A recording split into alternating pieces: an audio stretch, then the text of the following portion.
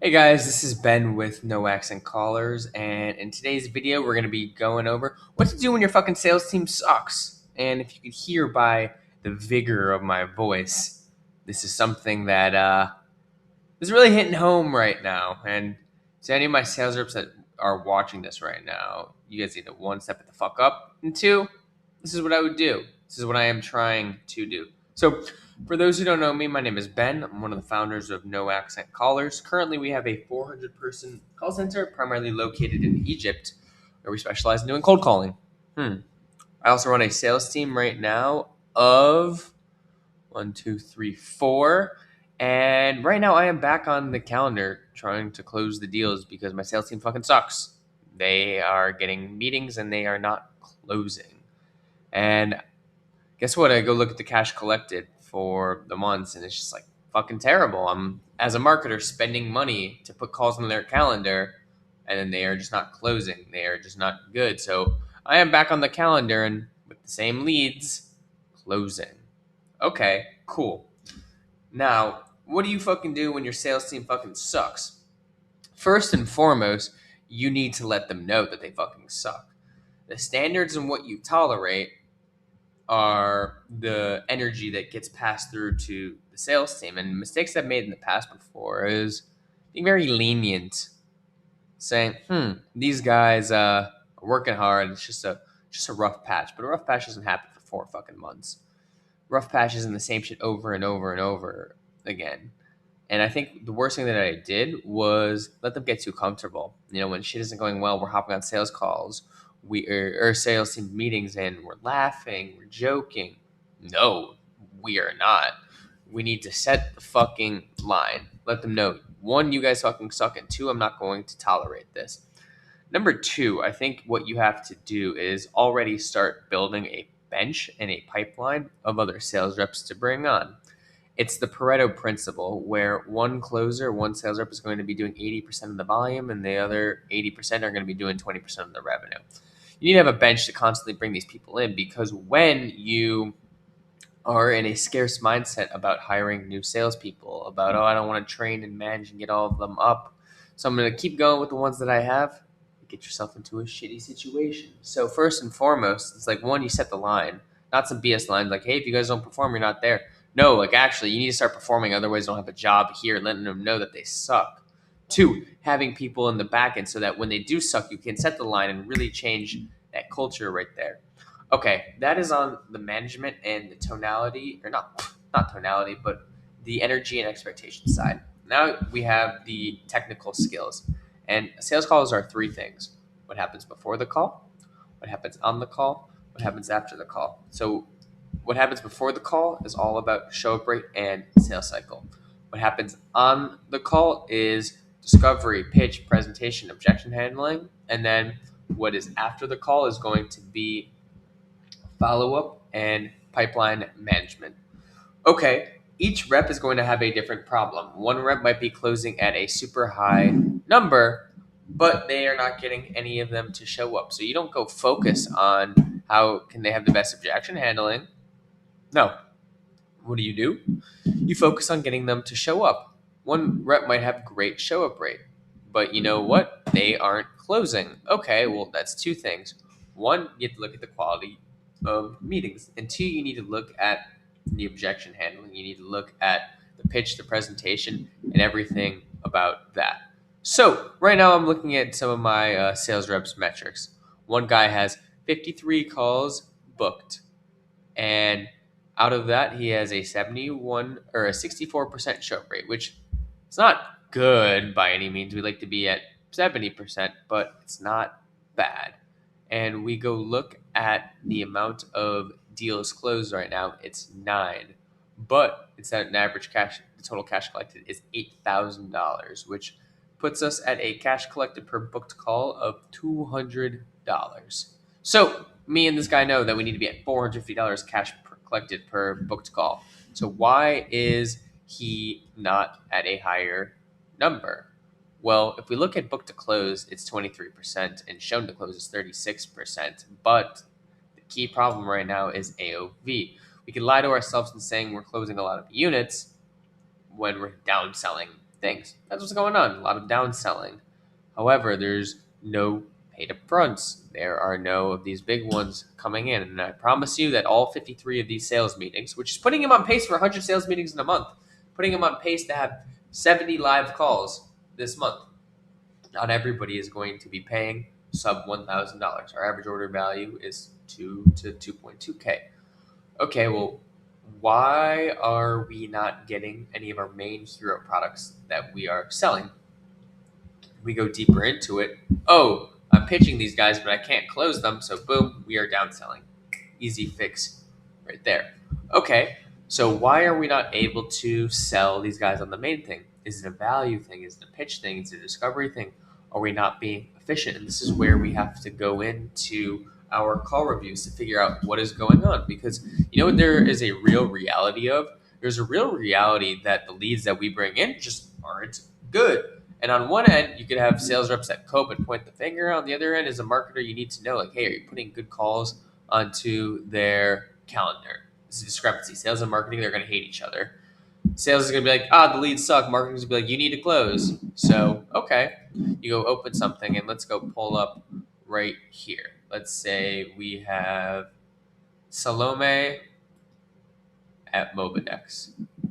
So as you see, we have the call review right here, and I don't have time to go look at an hour call review. So let's see some of the key moments. Appreciate you accommodating, pain points and exhaustion, wants to focus on product development. Oh shit, I don't think we are a fit early on. Pricing is about $3,000 a month, all inclusive. And do you see that this is all within 15 minutes? Like, this never happens this early in. I'm going to go to my guy and be like, why the fuck are we pitching price this early? We go to the overview. We have, we even had to bring in our head. Oh my God. The call opened with Discovery. She's looking to offload her time consuming go to market efforts to focus on product development. However, she arrived with a guarantee or no deal mindset, demanding leads before payment.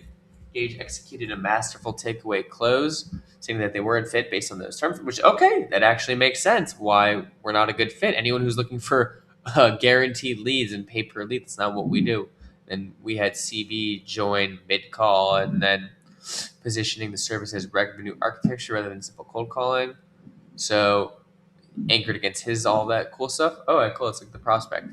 Founder of a design software studio, originally from Ukraine, now in the Bay Area. She's a Stanford grad and mother, which she uses rapport levers in her own calling. She's sharp, sophisticated, currently doing all the GTM herself using tools like Yusha and Apollo. We don't even know how much revenue that she's doing. So these are the things right here where it's just like, this is a sales call that we are going to look at deeper because there are good things here. Hey, someone's looking in for pay per lead, all that stuff, but you gotta set the fucking frame. I don't think we're a good fit. Like, no, what do you mean? I don't even know your business. How could I guarantee you leads if you can't even get them yourself? What if your product sucks? Okay, cool. You're starting to seed these doubts into their mind.